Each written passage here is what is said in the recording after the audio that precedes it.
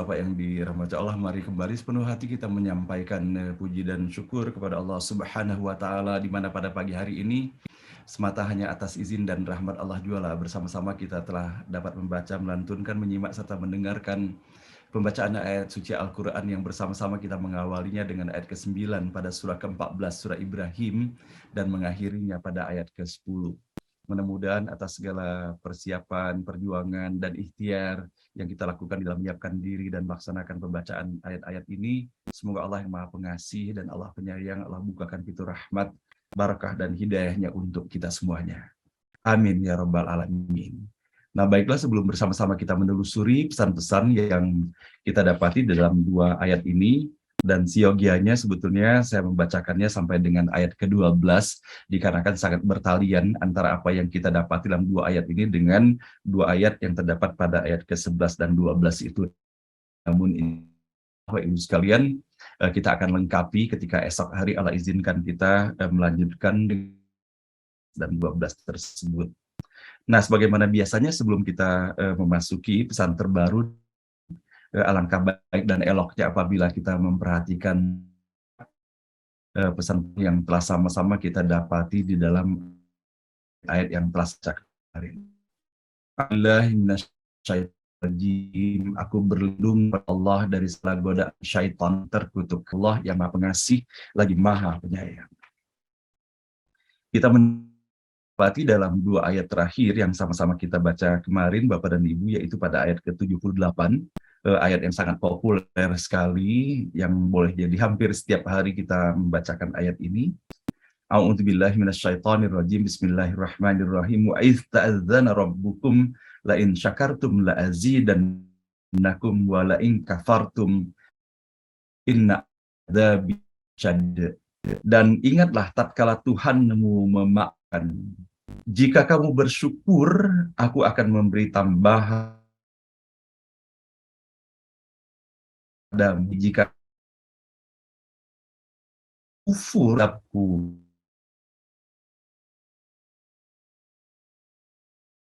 mensyukur digandengkan dengan karunia tambahan, sementara kufur digandengkan dengan azab yang sangat dahsyat. Maka mudah-mudahan Bapak Ibu sekalian kita berupaya menghadirkan rasa syukur yang semakin melimpah ruah lagi di dalam kehidupan kita ini. Dikarenakan inilah hakikatnya dibukakannya pintu rahmat Allah melalui 8 wa qantum wa man fil ardi jami'a fa innallaha laghaniyyun hamid. Dan Musa berkata, jika kamu tidak bersyukur, kamu dan semua yang ada di bumi ini, sungguh Allah Maha Kaya, Maha Terpuji. Bahwa disebutkan di dalam ayat ini, kalaupun tidak bersyukur seorang ataupun komunitas hamba itu, dan bahkan seluruh penduduk yang di muka bumi ini tidak bersyukur kepada Allah, maka disebutkan fa innallaha laghaniyyun hamid, bahwa hal itu tidak berpengaruh kepada Allah, bahwa Allah yang Maha Kaya dan Maha Terpuji. Nah, Bapak dan Ibu, baiklah, mudah-mudahan dengan landasan yang kita dapati dalam ayat 78 menjadi jembatan pula untuk kita menelusuri ini. A'udzubillahi minasyaitonirrajim. Bismillahirrahmanirrahim.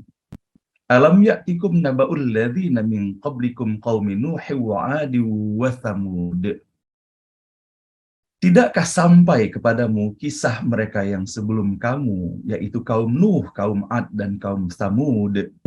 Walladzina min ba'dihim, dan mereka-mereka yang datang kemudian setelah mereka. La ya'lamuhum illallah, tak ada yang tahu tentang mereka selain Allah. Ja'atuhum rusuluhum bil bayyinati faraddu aydiyahum fi afwahim wa qalu inna kafarna bima ursiltum bihi wa inna la fi syakkim mimma tad'unana ilaihi murib. Rasul-rasul dengan bukti-bukti yang nyata telah datang kepada mereka, tetapi mereka meletakkan tangan ke mulut mereka sambil berkata, kami menolak ajakan yang karenanya kamu diutus, dan kami sungguh meragukan apa yang kamu serukan kepada kami. Ayat ke-10. Qalat rusuluhum afillahi syakum fatiris samawati wal ard. Rasul-rasul mereka berkata, adakah keraguan tentang Allah pencipta langit dan bumi? Yada'ukum liyaghfir lakum min dzunubikum wa yuakhirkum ila ajalim musamma. Dia menyeru kamu, memanggil kamu supaya ia mengampuni kamu dari dosa-dosamu dan menangguhkan kamu sampai waktu tertentu. Qalu in antum illa basyarum misluna. Mereka menjawab, kamu tidak lebih dari seorang manusia seperti kami. Turiduna an tasudduna amma kana ya'budu abauna fa'tuna bisultanin mubin. Kamu hanya ingin merintangi kami dari apa yang sudah disembah oleh leluhur kami. Maka berikanlah kepada kami bukti yang nyata. Shadaqallahul azim, maha benar dan maha agung Allah dengan segala firman-Nya. Ibu dan Bapak yang dirahmati Allah, bersama-sama tiada henti kita merundukkan hati kita di hadapan Allah. Semoga dengan kita merundukkan hati di hadapan Allah, Allah kikis dan Allah hapuskan segala persepsi, segala belenggu-belenggu yang boleh jadi dengan keberadaannya. Telah membuat kita tidak mudah ataupun mengalami kesulitan dan bahkan terjauhkan untuk dapat memahami pesan-pesan yang terkandung di dalam ayat-ayat ini. Betapa kalau sana kita memperhatikan, kita mendapati kembali di dalam ayat ke-9 ini, pola penyampaian pesan tauhid ini diawali dengan pertanyaan yang Allah sampaikan kepada kita semua. Alam ya'tikum. Tidakkah sudah datang kepadamu? Maka sesungguhnya Bapak dan Ibu, kalau saat ini kita mendapati ada ayat yang diawali dengan kata ataupun kalimat pertanyaan seperti ini, maka tentunya di dalam menyikapinya memerlukan keseksamaan, memerlukan kesungguhan. Saya berharap pula kepada Allah semoga jawaban yang kita berikan bukanlah jawaban intelektualitas semata, tetapi jawaban yang muncul di dalam diri dan sanubari ini melalui renungan dan kesadaran bahwa betapa maha benarnya Allah Subhanahu wa Ta'ala. Ketika di dalam ayat ini Allah telah menyampaikan kepada kita semuanya, dan kemudian Allah memerintahkan kepada Nabi Muhammad untuk menyampaikan kepada kaumnya, di tengah upaya-upaya penghujatan yang tiada henti dilakukan, penistaan, pengingkaran, penolakan, maka betapa Allah Maha Pengasih dan Maha Penyayang, dan Allah tidak pernah memaksakan segala sesuatu kepada hambanya. Melainkan Allah memberikan keleluasaan bagi kita di dalam menjalani kehidupan ini. Pada akhirnya hanya Allah akan memberikan petunjuk kepada siapa yang dikehendakinya. Bahwa bagaimana di dalam ayat ini Allah mengingatkan tidak saja kepada Nabi Muhammad untuk menyampaikan hal ini kepada kaumnya, tetapi sepatutnya pula menjadi refleksi bagi kita semuanya. Bahwa di dalam kita menelusuri perjalanan kehidupan ini, maka sepatutnya kita pun menjadikan situasi dan kondisi yang berada di seputar kita, termasuk melalui berbagai kejadian, sebagai iktibar pula bagi kita semuanya. Dan betapa dulu kita ingat para leluhur dan guru kita mengatakan bahwa pengalaman itu adalah guru yang terbaik. Namun dalam hal ini tidak mesti kita harus mengalami sendiri, tetapi bagaimana kita bisa menyerap makna dari segala sesuatu yang dialami, apakah yang dialami oleh orang-orang yang mendapatkan keberkahan dan petunjuk dari Allah, ataupun kita melihat dan menelisik dan memperhatikan bagaimana kesudahan bagi orang-orang yang telah melakukan pengingkaran kepada Allah Subhanahu wa Ta'ala, tidak mempercayai apa yang telah disampaikan oleh Nabi dan Rasul yang diutus kepada mereka. Maka begitupun sepatutnya pula bagi kita, Bapak dan Ibu, di dalam kehidupan ini. Kita bisa melihat segala sesuatu yang ada di dalam diri, sampai sejauh mana sesungguhnya kualifikasi ataupun kualitas kehidupan yang telah kita jalani sekarang ini. Dan kita bisa juga melihat kiri dan kanan kita sesungguhnya apabila kita ingin menjadikannya sebagai pembanding ataupun tolok ukur ataupun benchmark di dalam kita mengambil hal yang terbaik. Namun sebagaimana Rasulullah SAW mengingatkan kepada kita semuanya, tentunya tidak seluruh pandangan kita kiri dan kanan itu kita menjadikan referensi kita. Tetapi kita harus memiliki kapasitas untuk memilah-milah yang mana bisa kita jadikan referensi yang baik, yang mana pula yang sepatutnya kita pun berpaling daripadanya. Maka di dalam ayat ini Bapak Ibu sekalian, bahwa bagaimana kaum Ad, kaum Samud, dan bahkan umat Nabi Nuh, kaum-kaumnya telah dimusnahkan oleh Allah. Dan sesungguhnya kalau saya kita memperhatikan adalah dikarenakan ketidakpercayaannya kepada Allah dan tidak percayanya kepada nabi-nabi yang telah diutus oleh Allah kepada mereka. Dan betapa bahwa mereka justru menghina nabi yang telah diutus itu. Sebagaimana Allah menggambarkan di dalam ayat ini. Allah gambarkan secara fisik pun Allah perlihatkan bahwa tidak saja mereka melalui apa yang mereka katakan, dan bahkan bahasa tubuh mereka pun mereka tunjukkan bahwa mereka tidak suka kepada nabi yang telah diutus kepada mereka. Dengan disebutkan di sini bahwa mereka meletakkan tangan mereka ke mulut mereka sambil mengeluarkan ucapan-ucapan yang tidak pantas itu.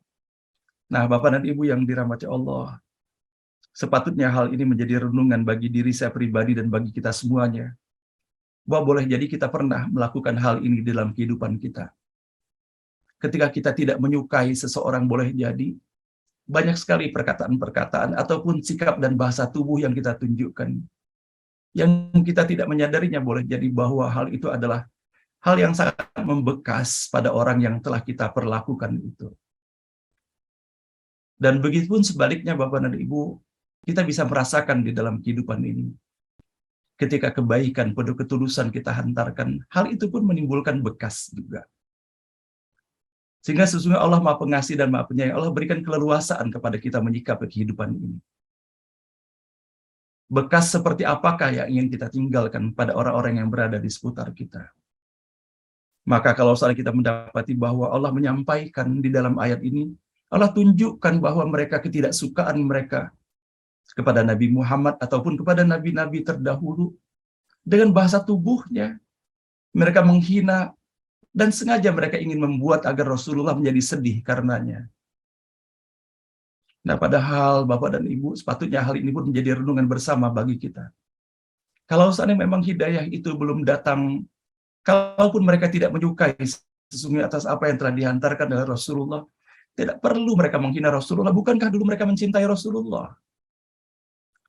Mereka menggelari Rasulullah Al-Amin. Mereka cintai, bukan hanya mereka percaya, tapi mereka cinta. Tetapi ketika Rasulullah mengantarkan sesuatu yang tidak sesuai dengan apa yang mereka harapkan, kenapa mereka harus menghinanya? Bukankah kalau mereka tidak mau menerima, cukuplah dengan tidak menerimanya. Tidak perlu melanjutkan dengan hal-hal yang menyakitkan kembali. Dan bahwa betapa hal ini, Bapak Ibu sekalian, perlu menjadi kehati-hatian bagi kita semuanya. Sebagaimana Allah mengingatkan kepada kita. Asa an takrahu syai'an wa huwa khairul lakum. Boleh jadi kamu tidak menyukai sesuatu, padahal sesungguhnya di mata Allah itu adalah sangat baik bagimu.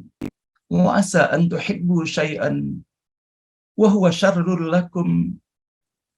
Dan boleh jadi kalian mencintai sesuatu, padahal sesuatu yang dicintai itu sebetulnya di mata Allah sangat tidak baik buat kamu. Dan betapa bahwa boleh jadi Bapak dan Ibu kita tidak menyadari. Kadangkala kita menjadikan berhala-berhala di seputar kita. Dan bahkan tidak kita sadari pula berhala-berhala itu kita tanam di dalam diri kita sendiri. Yaitu berupa values, berupa pandangan. Yang ketika kita merasa benar terhadap apa yang kita lakukan. Tidak salah kalau kita merasa benar atas apa yang kita lakukan. Tetapi jangan pula dikarenakan kita merasa benar atas apa yang kita lakukan, kemudian kita melakukan apa yang disebutkan di dalam ayat 9 ini, yaitu dengan kita menuding telunjuk kita kiri dan kanan, menyalahkan orang lain. Padahal kita ingat bahwa bagaimana guru kita pun Prof. Nasaruddin Umar menyampaikan di dalam forum ini. Kalau misalnya kita masih sering mengisi hari-hari kita, melalui lisan kita, melalui ucapan kita, melalui sikap kita, yang menyalahkan orang lain, maka sesungguhnya hal itu adalah merupakan sebuah sinyal, sebuah tanda bahwa kita harus belajar. Belajar bukan hanya mempelajari literatur, tapi mempelajari ke dalam diri dengan merundukkan hati. Tetapi kalau seandainya kita tidak lagi menyalahkan orang lain, tetapi mulai melakukan perenungan bahwa ternyata terdapat kekurangan di dalam diri, maka pertanda kita sedang belajar. Nah, maka paling tidak Bapak dan Ibu, kita memasuki etapa kedua ini. Kita berhenti menuding kiri dan kanan kita. Seakan-akan kita manusia terbaiknya. Sama-sama kita menahan ucapan kita, menahan tulisan kita, sikap kita. Lebih baik kita merunduk saja sekarang ini. Introspeksi yang kita banyak ini. Sehingga mudah-mudahan dengan itu kita bisa terhantarkan kepada kategori ketiga yang disebutkan oleh beliau. Ketika kita tidak lagi menyalahkan orang lain dan tidak lagi menyalahkan diri sendiri, tetapi betul-betul ridho terhadap apa yang Allah hadirkan di dalam kehidupan ini, dan kemudian terhadirkan rasa syukur kepada Allah Subhanahu wa Ta'ala, maka itulah sesungguhnya kita sedang mendapatkan anugerah cinta yang luar biasa dari Allah Subhanahu wa Ta'ala.